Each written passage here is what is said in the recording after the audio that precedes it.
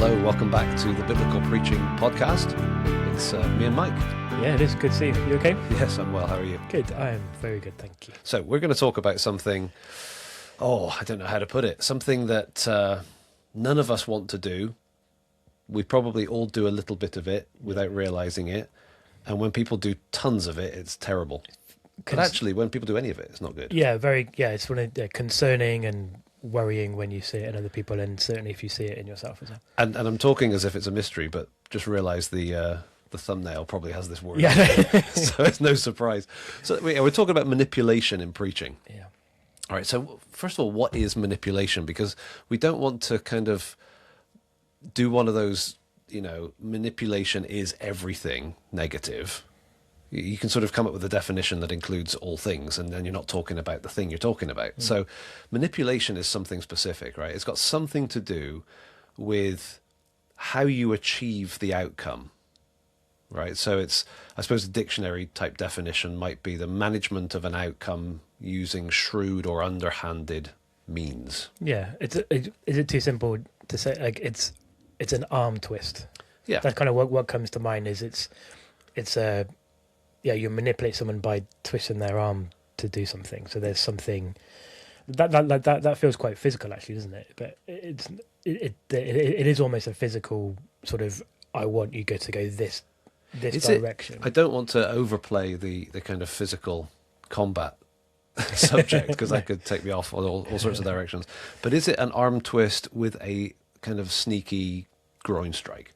Do you know what I mean? Like, and if it's legitimate to arm twist, yeah, then there's nothing wrong with it. But if it's like, well, I'm twisting your arm to get you to do this, and I take that as well. Yeah, nobody saw it, but you're suddenly moved. Do you know what I mean? Like, I think that's the problem with manipulation, because as preachers, there is a sense in which our job is to persuade, and to encourage, and to exhort, and to present and invite people to respond. And so we don't want to sort of back away from all persuasion in the fear of being manipulative, but it's when that persuasion is illegitimate. Yeah, and I think that's a really interesting thing, that it's very easy, and probably typically, maybe historically, I don't think it's just a British thing, but just it's really easy for us to, like you say, avoid persuasion, because we think that persuading people is something against their will, and so often then in preaching we don't do any persuasion, or we don't do any change. There's no real purpose in preaching, because we're just sort of scared. Maybe. Yeah. So to avoid the accusation of manipulation, we end up doing something other than preaching. Yeah, because we're not doing anything. Right. We're just kind of, I suppose we're still doing something. What would we be doing? We'd be doing kind of an intellectual presentation. Yeah. Just a transfer of information, a sort of arm's length. I'm not going to put anything of myself into this lest I inappropriately persuade you. So it becomes kind of a cerebral, presentational thing. Yeah, and like I remember in one of the ministry I'm involved with, is sort of 15, maybe more years ago, and a very mature preacher came to me after a couple of times he'd heard me preach, and basically said that's what I was doing. That actually, in simply wanting to present the word, really all I was doing was saying, well, I'm going to explain what it means and nothing else, because you wanting the Spirit to apply instead of me, or I don't know how I would phrase it to make it sound good, but yeah, just all I was doing was that, presenting truth or meaning of the passage, but it's so distant from the people, and so there's a disconnect between the purpose of the passage. It's actually seeing that there is a purpose in the Bible, and that there is a purpose in each passage, has really helped me to preach with a purpose.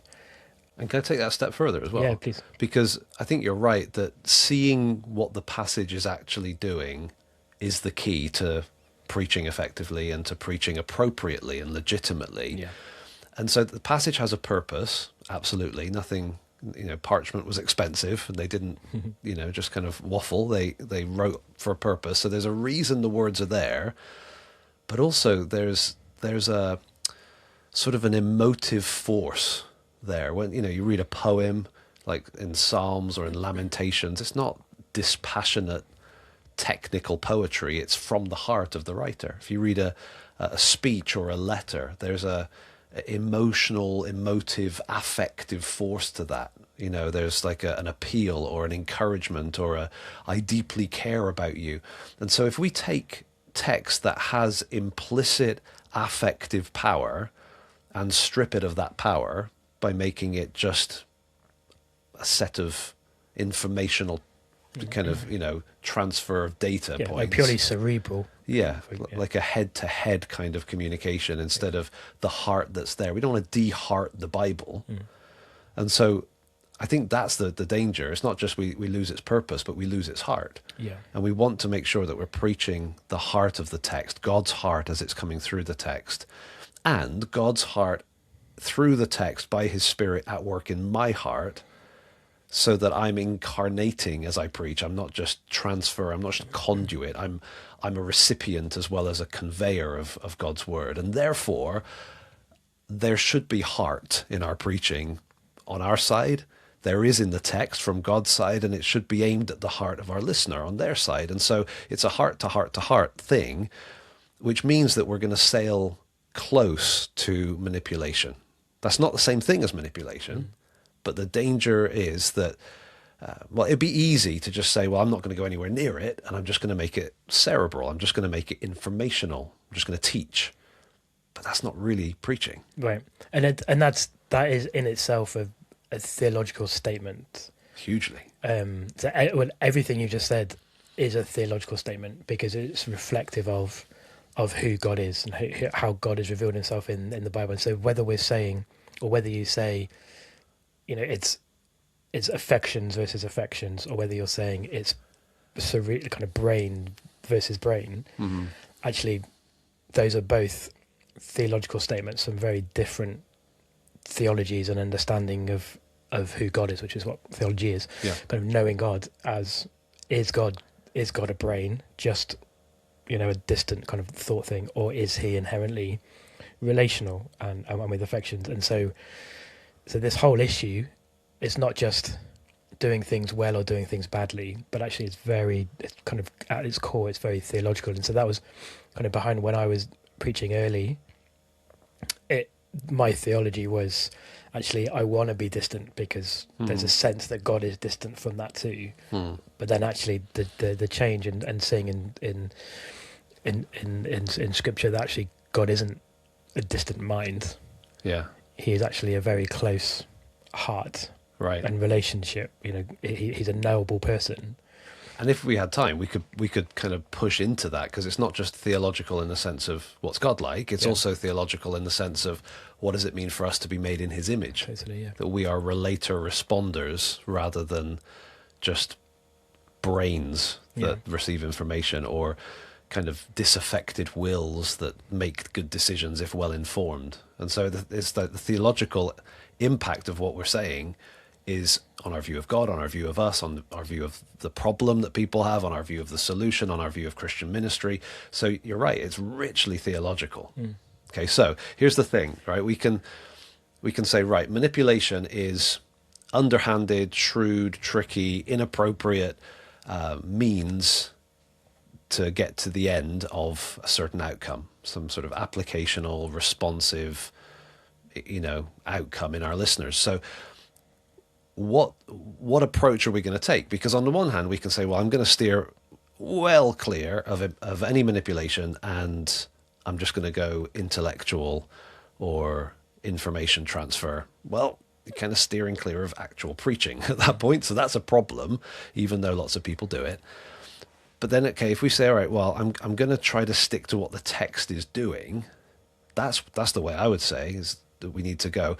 But what that means is that we are going to be sailing a little bit closer to the line where you go, actually, that was manipulative, right? So I'm very wary. We joked about this before, but actually, are we giving a guide to manipulation as we talk about it? Like a how-to. Yeah. If you want to manipulate people, Listen to this. Listen to the next 15 minutes, and then Yeah, if your goal is to start a cult, then click like. No, that's not that's not what we're trying to do at all. But I suppose we're sort of trusting that we're speaking to goodwill people, good-hearted people. We're assuming that whether kind of where you are theologically and what we've just said, actually we're kind of assuming that if you're listening to this and preaching or listening to preaching, that you do not want to be a manipulator. Right. But I mean, there are, like, obviously we can think of kind of the total charlatans. Yeah. I've even gone to see a couple of them live, which was quite an interesting story for another podcast. But when you can think of the big name sort of people that are, I think, overtly trying to manipulate their crowd. Yeah. They will stack up one tool upon another. I mean, it can just be like a case study. It's a toolkit, yeah. Like it's like, wow, yeah, you're doing that. Oh, look, he's doing that. Oh, he's doing that. Now, we're assuming that you're not in that camp, right? So if you're a normal, I just want to preach the Bible, I just want to point people to Jesus, I want to be a good pastor, preacher, whatever the setting, if you're normal, not a charlatan, then how might you fall into it? That's more the angle we're thinking at. Yeah, totally. So please don't stack these up as a strategy, but beware, because I think I've certainly fallen into some of these at times. I'm sure you have, Mike, and I'm sure most people have. So let's think about some ways that inadvertently we might fall into a manipulative moment in our preaching. Yeah. Okay, I think we've got sort of six.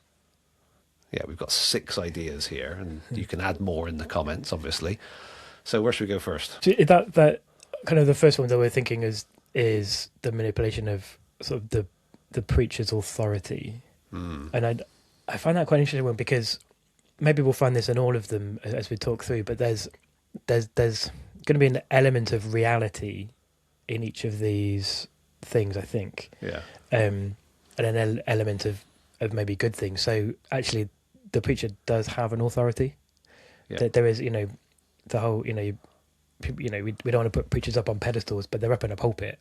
So like there is an authority. They're preaching, proclaiming, bringing forth God's word. So there is an authority to what they're saying. But and there's an authority to their position. There's an authority, hopefully, to their learning, to their intellect, spirituality. Yeah, kind of personal life. You would hope that the kind of every aspect of who the preacher is adding something to what they're saying. So we're not criticizing any of that. No, that's right. So that there's a sense that there's reality in that, but it's when we almost leverage that position to arm twist or to kick. Because of who I am, Yeah. you have to agree with me. Right.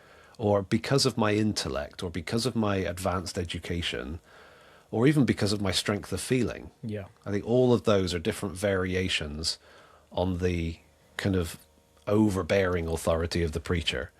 And so you can have a very high position, whatever church world you're in. You can have a very high title, you can have very advanced degrees, multiple terminal degrees, whatever, and you can have a very strong personality, but there still needs to be a humility and a gentleness, I think, in the way that you handle yourself. Otherwise, you're, like Mike said, leveraging that kind of force of who you are to force the outcome that you're wanting. Yeah, because actually, again, like you said, there's authority of preachers and pastors, but where is that authority come from? Like, where is the authority really? And again, actually, theologically, there's God's humility is important part of who God is, and so therefore that we should be humble in that too. So that's just the antidote to this kind of preacher's authority and pressure is not just don't have any, but it's humility in that. Yeah, carry it carefully. So you should be as studied as you can possibly be, right? You should, read the books and study the stuff and know what you're talking about, original languages, whatever you have in your toolkit, you should be using it to the max in your preparation. But that's not the reason why people should take your point. You know, it's not that, well, you've spent hours on this and you know Greek and you have a big intellect and you have a lot of big theological words, so therefore I must do ... Or actually, when we're presenting, we should be presenting with a humility and a gentleness, and actually a lot of our learning can stay hidden because we don't want it to be a response to the forcefulness of our learning or our character. We want it to be a response to God working by his Spirit. Yeah, right. Right. Paul could be the ultimate intimidator. Not only did I used to be a terrorist, I've got a wonderful testimony. Yeah. I'm also trained by Gamaliel, and God has called me, and I have all the authority. And I'm writing half the New Testament, so you have to do this. And yet Paul says, no, I just made it my goal to preach Christ and him crucified. Yeah. And so there's kind of the ultimate authority, but presented with a gentleness, forceful, strong, persuasive, but there's still a gentleness and a humility about that. Yeah. So the next one is that there's a connection, isn't there? That there's an intensity to, or an over intensity to sort of the preacher's authority and that kind of pressure, but there's a different kind of intensity as well that can come out. You can, when you're preaching, you can add emotion and you can ramp it up. Okay, now I'm not saying that there should never be emotion. I think there should be, and sometimes, there may be emotion that you almost feel awkward about in the sense that, I wasn't expecting to, kind of get wet eyes at that point, or I wasn't expecting to choke up or whatever. That's fine. Not speaking against that. But when you do that to achieve something, when you kind of look down at the preacher's notes and it says cry here, that's manipulation, right? That's use of emotion in order to accomplish a goal. Yeah. Be extra angry here, And so we want to be really careful of overpowering people with emotion. It could be anger and sort of an aggressive emotion. It could be sadness. It could be tears. There's a whole range of human emotions. And in a sense, human emotion should be in the sermon in as much as it reflects what's in the text. But when you're adding it and intensifying it to kind of force the outcome, that's manipulative. All right, number third. Okay, let's go to the third one here, number 3. When this is kind of connected again to the emotion thing, but it's not that the emotion is just coming from you as a preacher. This is when you might choose to use an illustration or an anecdote, a story, and it's kind of importing the emotion into it. You know what I mean? So you're preaching the text and it's all information, and then you add a story that's really kind of tear-jerking, heart-wrenching. Right, now we've got the emotion and attach the outcome to the story. So the second point was the preacher's emotion. Yeah. And then this one is more manipulating emotion from the listeners. Yeah. I think is what you're saying. Yeah. So whether it's which you can do, the preacher's emotion, you can do that to elicit emotion in the listener as well. So they're not kind of opposite things, but typically it's going to be an illustration or a story or some phrases that is sort of twisting and is going to get a response, and it's like, I want this response, so I know how to get it. Right. Yeah. I remember hearing someone in a conversation. This is 20 years ago, so I hope this is anonymous enough. But somebody's describing a church in their town where the preacher used an illustration one Easter, and it was a real kind of, moving, powerful story. I'm not going to give any details about the story in case they're listening, but it was, one of those kind of tear-jerker type stories at the end of the message. And people responded. And so people were kind of trusting Christ and responding and all the rest of it based on the story. And then the following year, they used the same story again, different message. And it became a bit of a thing where people would come at Easter expecting the story. And it's like the text was incidental. Yeah. Like, that's got to be manipulation. I remember the look on everyone's face kind of going, are you kidding? That's crazy. How's he going to get the story from this? That's bad, but people can do it because, you pray and you long for a response. You hope that people will respond, especially if you're doing sort of an altar call, come to Christ kind of moment.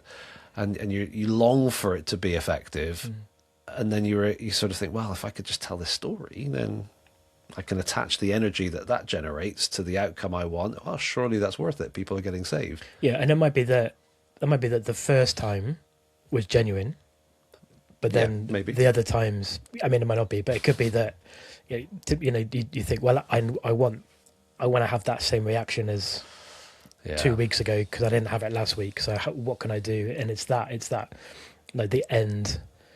You want the end, so you do whatever you can to get the. I'm sure we've said this before, but I'm going to say it again.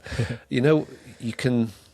If I think a lot of preachers can relate to this, you can be praying in advance of preaching, praying that this would be the start of a revival, just an incredible moment, and your prayers are extremely high, and then when it comes to preaching and you got the kind of blank faces and it doesn't feel like it's working as you dreamed it would, you can just be praying to survive and get through it. And you can kind of have that up and down in the preacher's life and ministry, where you have the dream, anticipation, the disappointment, the anticipation, the disappointment. And that's where the temptation is going to come. You think, well, actually, I could force an outcome.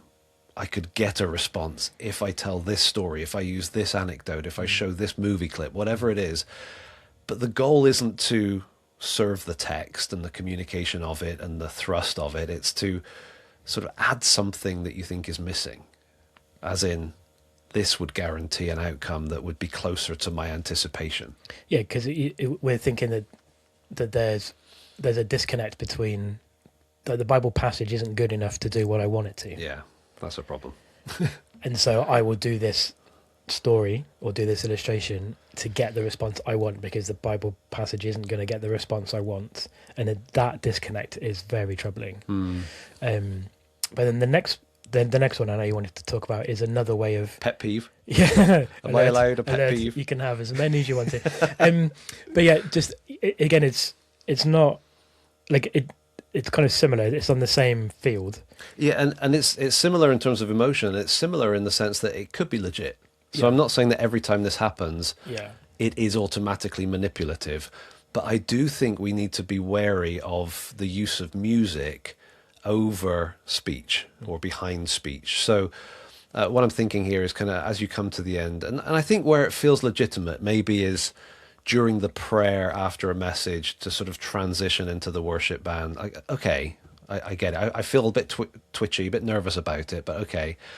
But when the keyboard player, and I don't want to pick on keyboard players, but it's always a keyboard player and its string setting, that comes up during the kind of concluding moments of the message, that sort of last minute or two, and kind of plays a certain chord, and it's like, you feel it. And as a listener, you're like, oh, like I'm leaning forward, I'm feeling the tension of this music, and that's being added to what the sermon's doing. To me, that just feels like it's so close to being manipulative. I don't want to go there. Yeah. You know what I mean? And again, it can come from lots of reasons, good and bad, but, maybe it's the thought that, again, a low view of preaching, that preaching isn't going to get the response that we need it to. So I'm going to come and play certain music because music is the real emotion. Right. Like, we're talking about emotions and changing, that's music's job. That's not words' job. Yeah. And so that's an issue within an issue almost. Yeah. But then also, but it can be that kind of added, again, the text isn't allowed to do its job. So in my words and my words to this music, that's going to do the job. And I don't like. I'm a big fan of a smooth transition.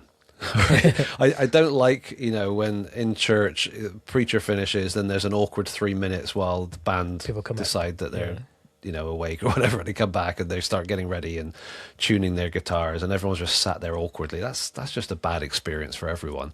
So I'm not advocating that. I'm just saying that a good thing can become a manipulative thing when it's trying to sort of create response. Yeah. And I know, just as an aside, the power of music, of soundtrack on TV shows, for example, or on movies, we're sort of oblivious to it because we're so used to it. But when you're watching something, that music is doing something to you. It's affecting your heartbeat. It's affecting your kind of emotional intensity, your fear, your anticipation, whatever it is.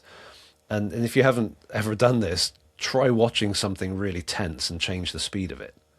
Like one of those kind of intense crime drama moments, where it's like, oh, what's going to happen? And, there's a person upstairs and she's going for a shower. And, like the music is doing something, and you change it just to 1.2 speed and all the fear disappears. Suddenly it just seems weird. Oh, they're acting. But at 1 speed, the normal speed, you're feeling it physically. Yeah. It's moving you. And so I think that kind of is an indication that there's something powerful about that. Let's just mention a couple of others really quickly. Use of guilt or shame. So if you don't do such and such, then you are sinning before God. If you don't do this, then you're bringing shame upon the family of God or whatever. That kind of language, that kind of idea, it's like, man, how do we know? I mean, obviously, if we're saying something like something overtly biblical, like do not commit murder. If you do, then you're guilty. That's biblical and legit. But when it's more specific, like we are doing this thing as a church, what you need to do is participate in this program. And if you don't, you're sinning. Yeah. Really? Like, what if God's doing something else in that person right now? What if what they need right now is not to join your program? Yeah. And the obvious way that I feel tempted in that is, the obvious way is it's financial giving, or it's coming to stuff. Oh, like, it's, it is, there can be very much manipulating with trying to raise money and giving, but then also, come to the prayer meeting, or be come great and do if you this. can be there. We'd love someone from every family to be there. Like, these are legitimate. Yeah, there's ways statements. to do it, but they're often the minute. And so again, what we've been saying all the way through is that don't just throw everything out. Don't throw out preaching just in case it's manipulative. Don't throw out music just in case it's manipulative. Don't throw out purpose in preaching just in case it's That's right. Don't encourage people to do stuff and for life change in case it's manipulative. Like, we're not saying throw the stuff out, but it's raising the question. So actually, how am I motivating people to whatever it is, to not sin or to come to the prayer meeting? Like on one hand, it seems a big thing and a small thing, but actually, I've been in loads of meetings and places where it's just the guilt and shame for not going to a prayer meeting is huge. And so just like, how am I motivated? How am I going to motivate? Can I even motivate people? Yeah. And sometimes even maybe this is linked to the next one, but using guilt and shame to get people to, quote unquote, become a Christian. And sometimes that's, with the next one, we're thinking a bit more like the social pressure, which is connected, but that can sometimes happen in big groups, like in camps, maybe, kind of the big response. Look at all these people that have come forward. Yeah. Why are you still in your seat? Yeah, why is anyone still in their seat? Like, you want to take Jesus seriously. Like, there's and we've, we can sort of caricature it a bit, probably because we've heard it, but that social pressure of, don't be like them, be like this person. And you can do that with an illustration as well. It's not just the people in the room. You can tell a story of, 8-year-old Billy who gave all his pocket money for whatever. Yeah. And that can be told perfectly legitimately as an inspiring story. Like, isn't that encouraging? Isn't that a good picture of what we're seeing here? But it can also be twisted into a manipulation. Yeah. If 8-year-old Billy can do this, why wouldn't you? Yeah. And suddenly it's like, whoa, Billy's being used against me. That doesn't seem fair to Billy. Or he never asked for that. Because it's one thing for Billy to empty his piggy bank, but that doesn't mean that everyone in the church should empty their bank account. Right. But that's not at all the same thing. That may be profoundly unhelpful. I would imagine it would be, yeah. But that's that use of social pressure. Yeah, that's right. So we've covered a lot of things, and there's probably others as well. Like we're saying, we're not saying avoid at all costs and therefore end up not preaching or not persuading or not encouraging or exhorting. We're saying no, by all means do, but not by all means. Like by legitimate means. Not by any, yeah. Yeah. So if the text has emotion use emotion that fits that. If the text is persuasive, then be persuasive. Like, be text driven. You know, the Bible is boss in expository preaching, and I think the Bible needs to be boss of the means we're using to solicit a response. And so let's be wary of drifting, and it can be very close, but drifting over that line into illegitimate, underhanded, shrewd, kind of surrogate emotion that's used to achieve the outcome. And so just a couple of practical thoughts before we wrap up. I think there's two that come to mind for me. One is, don't stress about something you're never going to do, right? Like, as long as in my own setting, I'm not going to have the musicians playing over the conclusion of my message, so I don't need to spend my weeks fretting about it. You know, I need to be careful when I'm in another setting and someone else does that, how I react and how I handle it or whatever. But in my own church, that's just not going to happen. So don't stress about it. But what could I do? Well, forcefulness of argument, intellect, education, even strength of opinion. Those are things that I'm more likely to fall into kind of being overbearing with. And so I need to watch for that and be careful of that in terms of my own approach to preaching.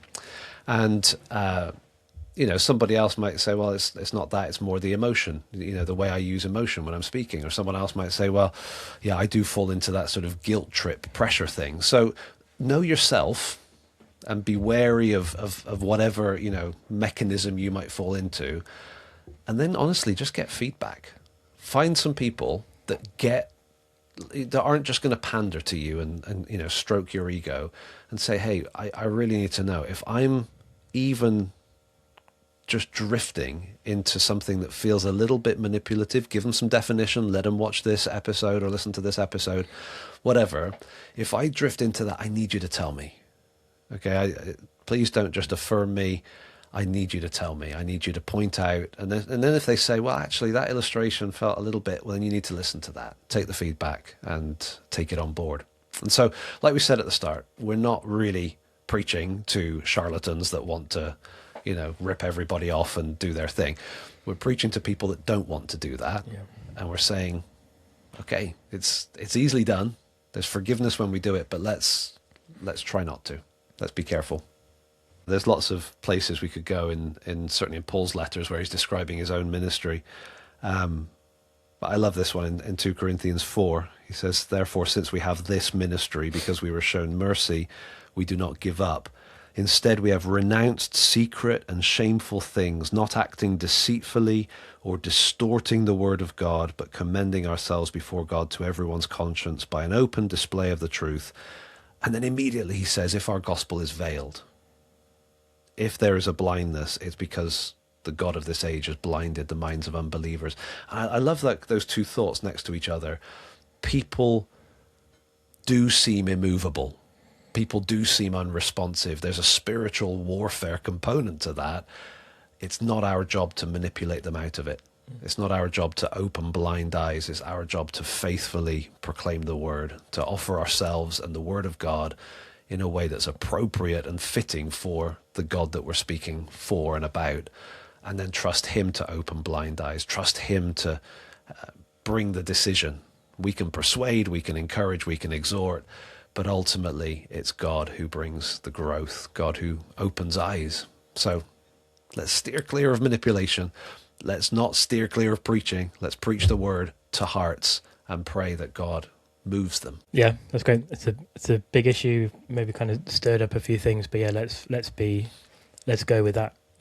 Let's preach the word and trust God to do his work. And we'll come back on another episode and talk about something else soon. Thanks for joining us today. We really appreciate every positive review, like, share, and comment. And thank you for praying for us. We hope you will join us again next time on the Biblical Preaching Podcast.